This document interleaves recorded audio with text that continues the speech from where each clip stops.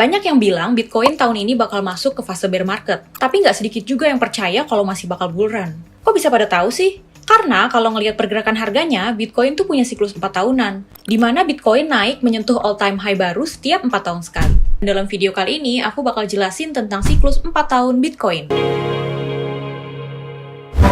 Buat kalian yang belum tahu, Bitcoin itu sering banget dibilang punya siklus 4 tahun yang mempengaruhi seluruh pasar kripto. Siklusnya itu terjadi dalam 4 tahun, yang mana dalam 4 tahun itu ada 4 fase. Fase halving, fase bull run, fase bear market, dan terakhir fase recovery. Mari kita mulai dari fase pertama, yaitu fase halving.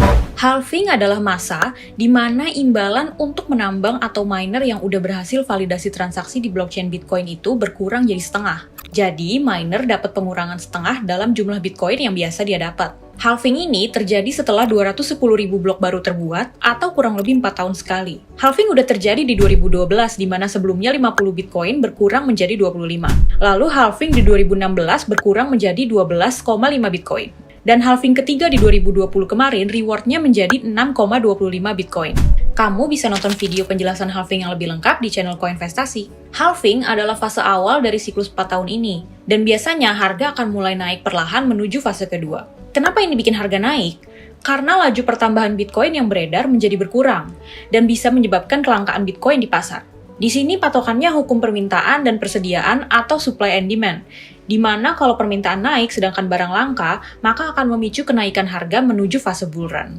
Fase kedua adalah fase bull run. Dalam fase ini biasanya harga naik gila-gilaan membentuk all-time high baru. Biasanya fase kedua yang bikin harga naik gila-gilaan sekitar 1 tahun setelah halving. Siklus ini udah terjadi 2 kali, di mana puncak bull run di siklus pertama itu di tahun 2013, dan yang kedua di tahun 2017. Tapi kenapa sih kok kenaikan signifikan baru terlihat 1 tahun setelah halving? Kemungkinan besar karena kelangkaan Bitcoin mulai kelihatan, dan orang-orang jadi pada FOMO, alias nggak mau ketinggalan untuk punya Bitcoin. Nah makanya setelah fase bull run ada fase bear market. Fase yang ketiga adalah fase bear market, atau yang sering disebut sebagai crypto winter. Di fase ini terjadi koreksi besar. Koreksi terjadi karena investor yang udah pada cuan pengen ngambil keuntungan, jadi tekanan jualnya naik dan banyak sentimen negatif. Koreksi ini sebenarnya juga bermanfaat untuk normalisasi pergerakan harga, supaya kenaikan harganya nggak lebay dan tetap sehat. Nah, abis koreksi biasanya marketnya mulai stabil dan volume relatif kecil. Makanya dibilang sebagai crypto winter alias musim dingin. Karena di musim dingin biasanya beruang tuh hibernasi. Setelah melewati crypto winter, fase berikutnya adalah recovery. Market mulai pulih dan perlahan-lahan harganya mulai naik. Di fase ini, volume perdagangan juga mulai nambah secara perlahan, karena investor mulai mengantisipasi siklus berikutnya yang akan dimulai dengan halving. Nah, itu dia siklus 4 tahunan Bitcoin dilihat dari fase kenaikan dan penurunan harganya.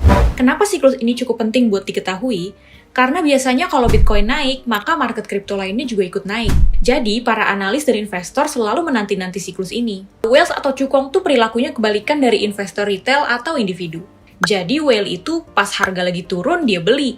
Pas harga lagi tinggi, dia jual. Sedangkan kebanyakan investor retail melakukan sebalikannya. Pas turun malah cut loss atau jual, dan pas harga naik malah beli karena FOMO. Balik lagi guys, gunakan informasi ini dengan analisis lain, dan tetap pahami dulu market kripto tuh kayak gimana. Kalau emang pengen manfaatin siklus Bitcoin ini untuk invest jangka panjang, ya kalian bisa aja manfaatin saat market crash dan take profit kalau emang butuh aja. Tapi ini bukan saran investasi ya, dan tetap gabungin sama analisa kalian. Investasi nggak usah dibikin pusing, makanya pakai uang dingin, jadi kalau lagi dalam posisi rugi, kalian tetap enjoy.